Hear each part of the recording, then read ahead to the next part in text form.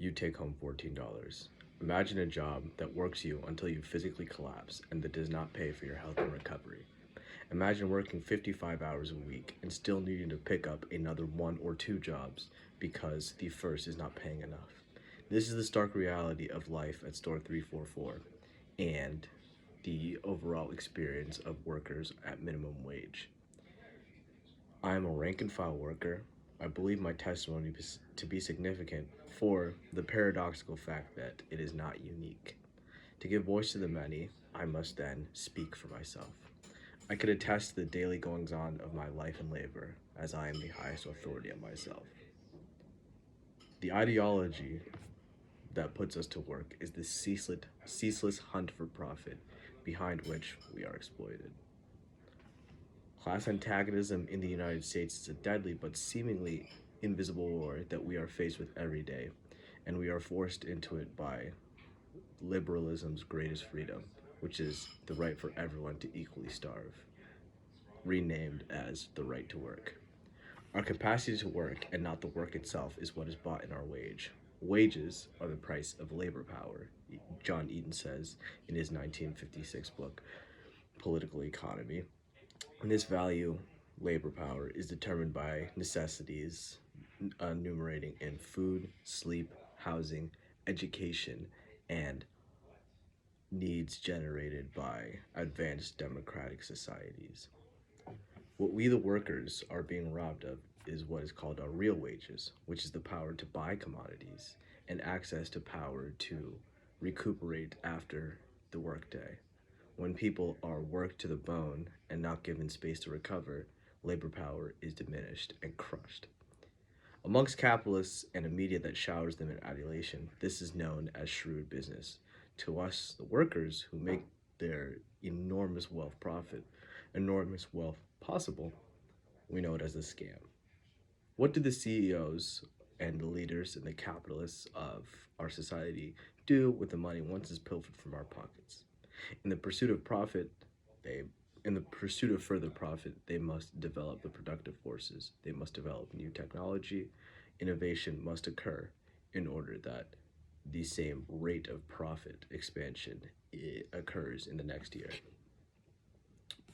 In the case of the worker, new renovations does not mean reinvestment in labor power. So while productivity's the capacity to produce more is increased, uh, wages do not go up.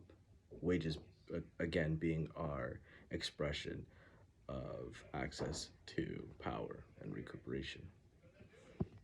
The listener here now is weighing the argument in their head about innovation, about labor power, about the power to access and reap the benefits of their labor, and wondering then what is to be done.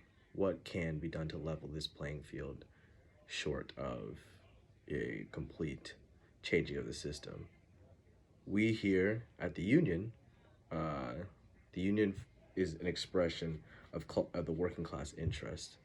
And given that very simple criteria, the union that Food Workers United, that serves to protect workers here at Giant, has failed us and is towing the line between uh, capitalist and worker.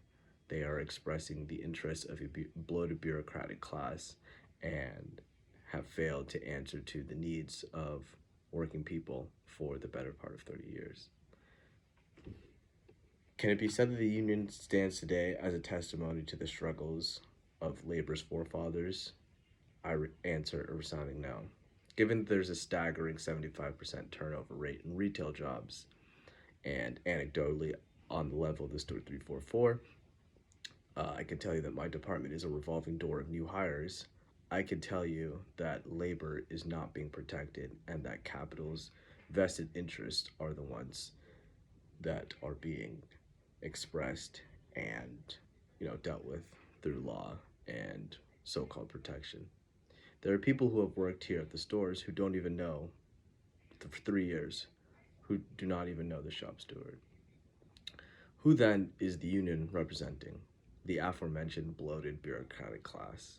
Our union dues go towards lining their pockets and making sure that they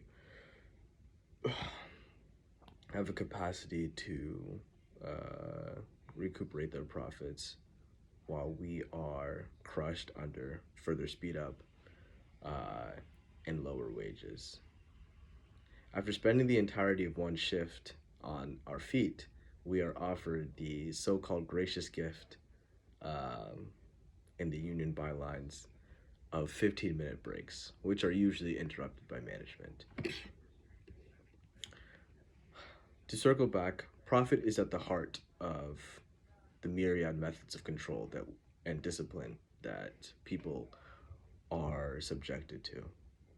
Us workers see no benefit in the profit. Our capacity to work is, if the store makes $100,000 one week, $90,000 the other week, we are not paid either way. The dollar comes before our existence. The despair would be useless. Now is the time to help blossom the flowers of freedom seeded by our laboring forefathers and fully express what a union can be.